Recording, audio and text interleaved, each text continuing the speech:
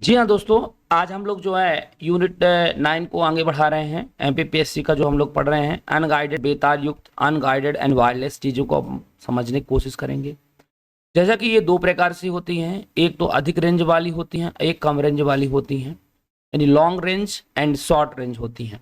जैसा आप देख पा रहे हैं, इमेज में भी आपको क्लियर होता जा रहा होगा। तो देखिए, अंतरिक्ष में लॉन्ग रेंज वाले ज़्यादातर हम स्पेस में करते हैं।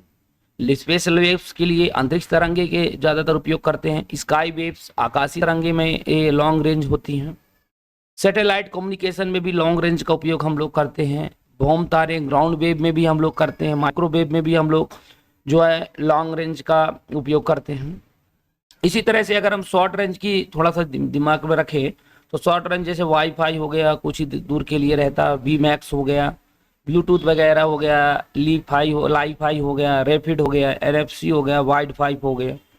तो इन सब का हम एक एक क्रम से पढ़ेंगे कि इनका उपयोग क्या है, इनकी क्या हानि है, क्या लाभ है, और ये सारा चीज़ें हम आपको यहाँ पे समझाने की कोशिश करेंगे। तो चलते हैं दोस्तों आगे की ओर।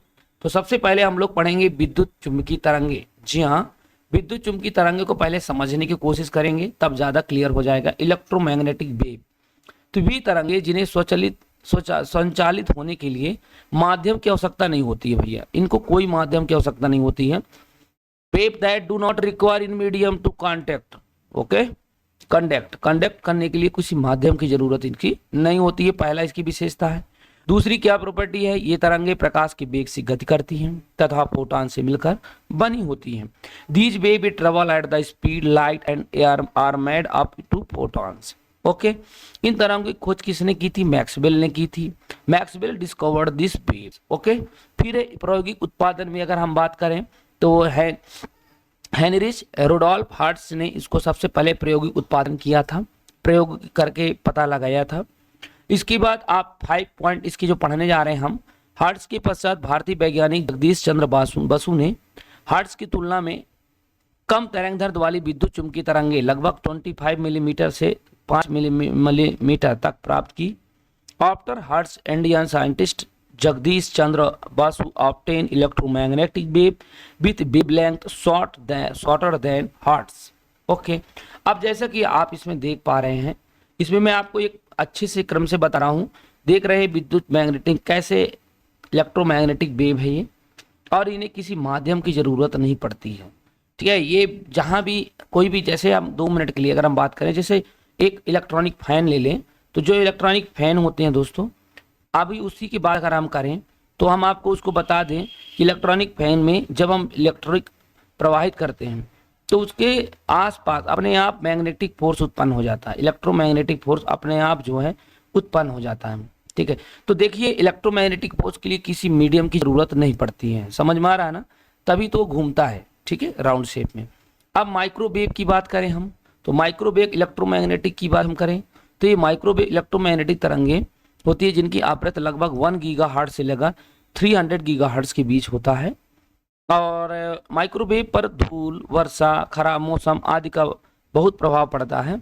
डस्ट रेन अगर एंड बैड वेदर अगर हो जाए तो इसका प्रभाव इस पर पड़ता है। इसका उपयोग ज़्यादातर हम कहाँ करते हैं? तो मोबाइल नेटवर्क में, टीवी प्रसारण में, रेडियो प्रसारण में। तभी तो कभी कभी जब बरसात किया रहता है या मौसम सही नहीं रहता है तो सिग्नल वगैरह मिलना थोड़ा सा मुश्किल पड़ता है। तो अब 4 नंबर की बात करें, सूचना का आदान प्रदान आवृत्तियों के माध्यम से, the exchange of information through the frequencies, है ना, होता है। एकल दिशात्मक होती है, it is a single directional घूमता है। उच्च आवृत्ति की तरंगे किसी बाधा पार नहीं कर सकती, इसलिए सेंडर एंड रिसीवर दोनों के एंटीना सीधी रेखा में होनी चाहिए, ये भी इसमें होता है। Since high frequency wave can not cross obstacle in attendance both in, मतलब must be straight line, okay. तो ये सारी चीज़ें इसमें होती है बेटा। जैसे देखिए, वेव लेंथ एंड इसकी फ्रिक्वेंसी दिया गया है, मैं आपको थोड़ा सा बता रहा हूँ। देखिए, इसकी विजुअल रीजन हमारे कहाँ से कहाँ तक होता है, तो देखिए इसके नीचे हम कुछ चीज़ को नहीं देख पाते हैं, लेकिन ये यहाँ से लेकर जो ऊपर की ओर जितना जाएंगे हम, उसकी जो है हम विजुअल रीजन में आती है हमारी, ठीक है। यानी येलो कलर से लेकर आगे की ओर हम अच्छे से देख लेते हैं। इधर थोड़ा सा इसकी वेव लेंथ कम होती है, ठीक है। तो उसमें अल्ट्रा वायलेट रेज को हम नहीं देख पाते हैं, एक्स रेज नहीं देख पाते हैं, हम गामा रेज नहीं देख पाते हैं, और लेकिन पक्षियों को, बर्ड्स को जो है ये सारे रेज उनको दिखाई देती हैं। बात समझ में आ रही कि नहीं। इनका देखिए अलग अलग रेंज दिया गया है, 300 से लेकर 30 फिर 30 ऐसा करके दिया गया है। आप इसको देख सकते हैं, समझ सकते हैं, इसकी शॉट भी ले सकते हैं। ठीक है, तो ये आप सारा चीज़ें आप जान सकें। नेक्स्ट चलें। ठीक है, अब देखिए रेडियो तरंगे की अगर हम बात करें तो रेडियो वेव्स की अगर हम बात करते हैं दोस्तों, तो रेडियो तरंग में किसी भी भौतिक ऑब्जेक्ट को पार करने की क्षमता संभव होती है। Radio waves have the potential to pass through any physical object. Radio तरंग किसी भी भौतिक ऑब्जेक्ट को पार करने में क्षमता संभव है, तभी तो रेडियो जो तरंगे होती हैं वो किसी भी ऑब्जेक्ट को आर पार कर सकती हैं। ठीक है ना, ये तरंगे लंबी दूरी तक ट्रेवल कर सकती हैं। ये रेडियो तरंगे की विशेषता है बेटा। इनका उपयोग ज़्यादातर एफएम रेडियो, वाईफाई आदि में इसका उपयोग हम अब करते हैं।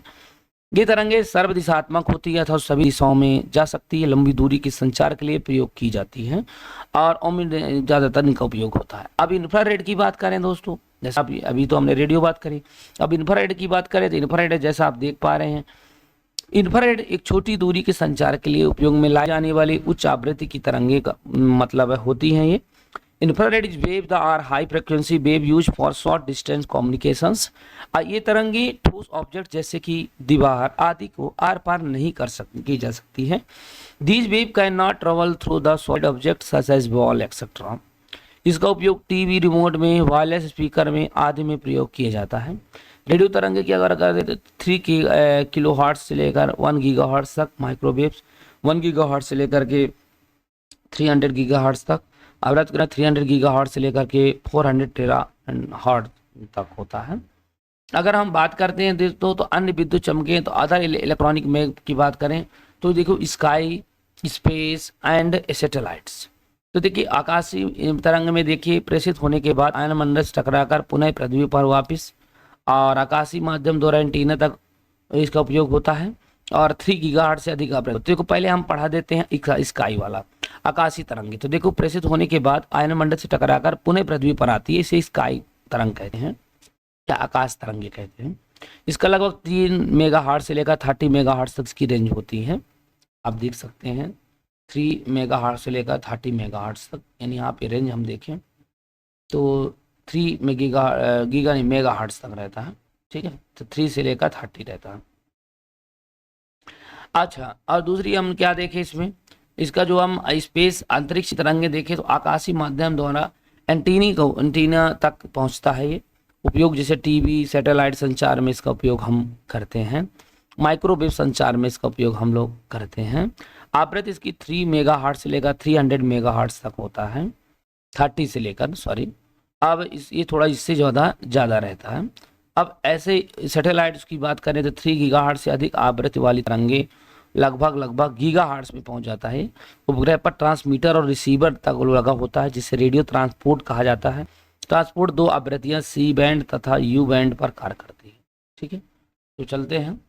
तो देखो बेटा ऐसी सारी चीज़ें हैं। दूसरा, तार रहित संचार प्रमुख तकनीके के बारे में आज हम अब पढ़ेंगे कि की टेक्नोलॉजिकल और वायरलेस कम्युनिकेशन कौन कौन से हैं, उसके बारे में आज हम पढ़ेंगे। उसमें मैं आपको बता दूं, हम ब्लूटूथ के बारे में पढ़ेंगे, वाईफाई के बारे में पढ़ेंगे, रैपिड के बारे में पढ़ेंगे, NFC के बारे में पढ़ेंगे, वाईफाई के बारे में पढ़ेंगे, Pmax के बारे में, लाइफाई के बारे में, जिगबी के बारे में, इंटरनेट थिंग्स के बारे में, प्रोजेक्ट लून के बारे में पढ़ेंगे।